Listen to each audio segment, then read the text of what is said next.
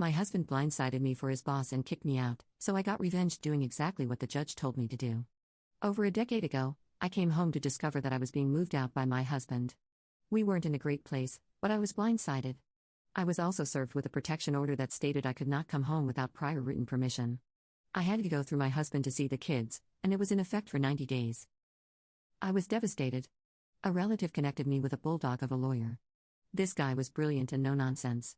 He filed a rebuttal to the protection order but told me that these things take time, and we were unlikely to see a judge before the 90 days were up. He was very clear that I must follow the court order to the letter and that if there was any evidence otherwise, I would be in an uphill battle if my husband renewed it. It only took one day before my now ex needed me to take the kids.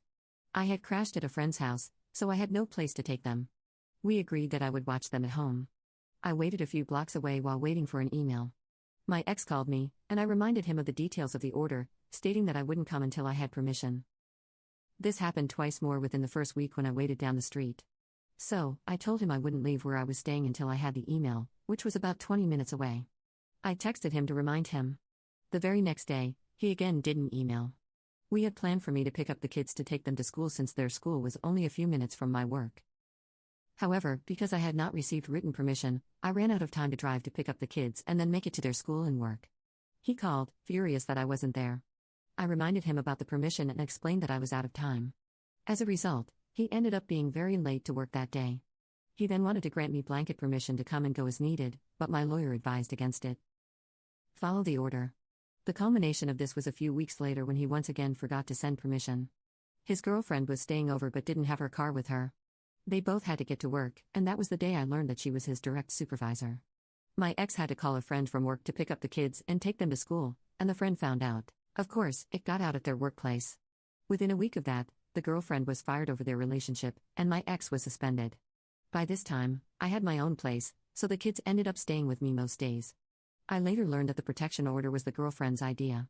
My ex was quite mad about it as it turned into evidence that I wasn't a threat to him or the family, and the judge was quite harsh with him over it when we settled for support and parenting time.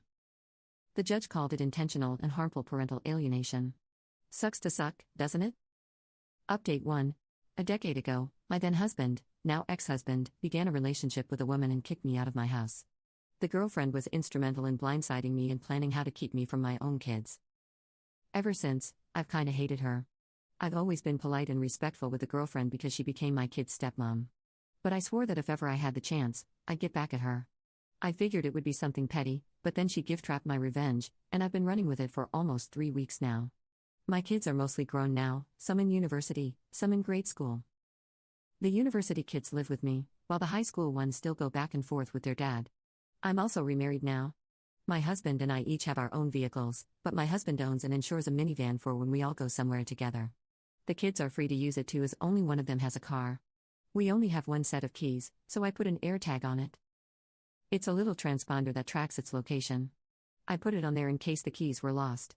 About 3 weeks ago, one of my older kids took the van out for the night but ended up staying at his dad's on the couch. Around 7 a.m. the next day, another kid asked to use the van. I pinged the AirTag only to find out it was hours away in an industrial section of another town.